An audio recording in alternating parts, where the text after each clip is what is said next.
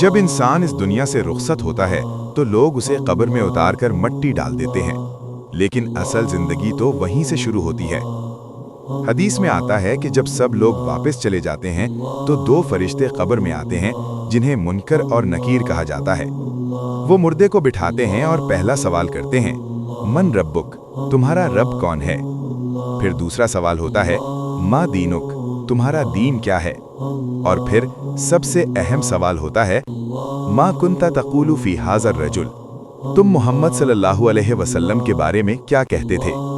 अगर इंसान मोमिन होता है तो जवाब देता है, मेरा रब अल्लाह है, मेरा दीन इस्लाम है और मोहम्मद सल्लल्लाहु अलैहि वसल्लम अल्लाह के रसूल हैं।